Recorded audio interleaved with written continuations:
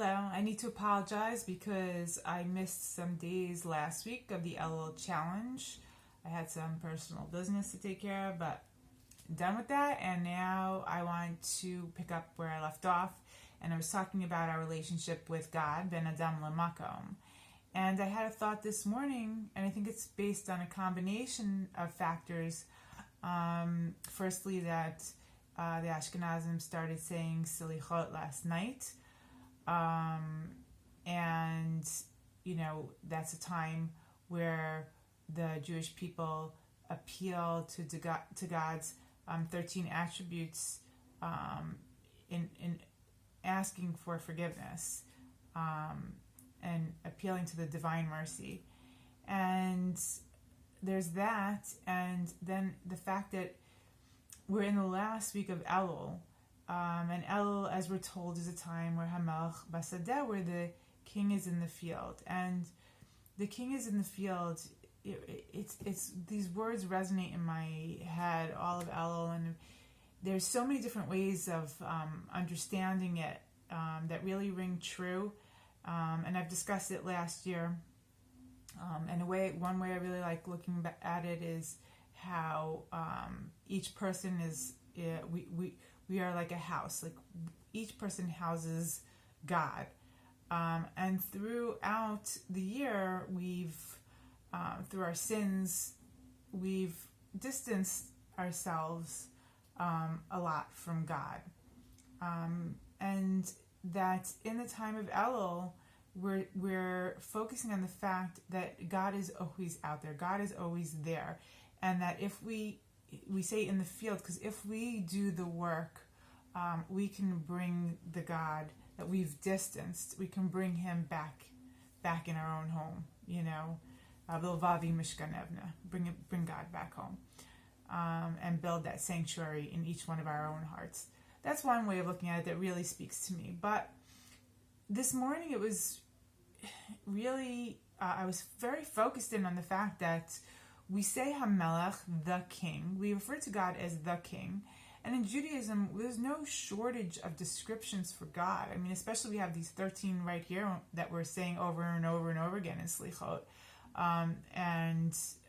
There's tens and tens, there's so many ways that we refer to God. But we specifically refer to God as the king. And we know we're going to coronate God on Rosh Hashanah. So we refer to God as the king.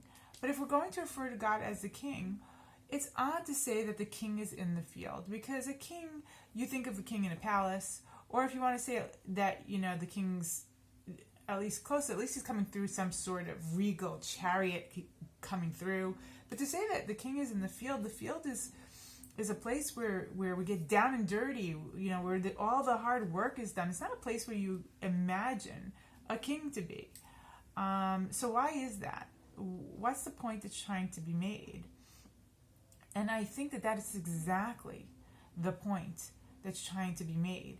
Because if we're going to declare on Rosh Hashanah God, the King of the whole universe, we have to understand, because I think so many of us are mistaken thinking that when we want to appeal to God, when we want to find God, we're so used to going to shul, to the synagogues, or learning these deep philosophical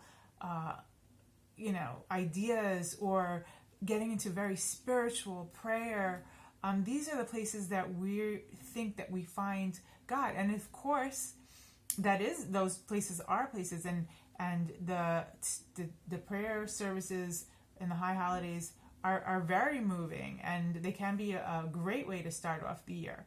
But what the point I think that is trying to get through to us all of Elul is that if you really want to do it Rosh Hashanah right, is that we have to understand that God, the King of the universe, is everywhere, and he's in not just those moments where we say, okay, now we're going to go to shul and daven, now we're going to learn and connect with God. God is in the work.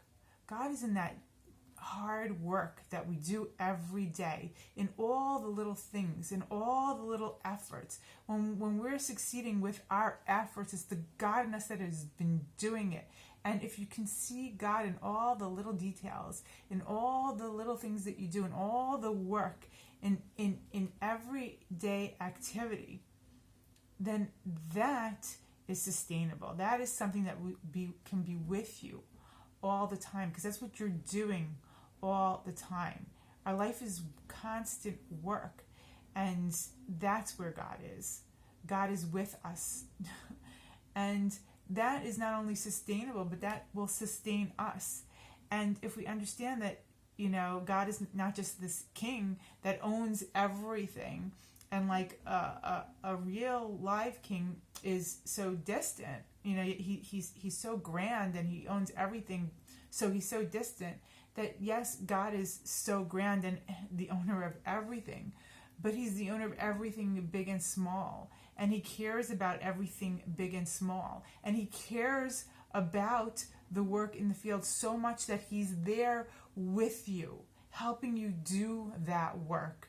And it's when we notice that, that's really what makes those days, the Yomim Noraim, we're so used to thinking of them as fearful days, but that word is really awe.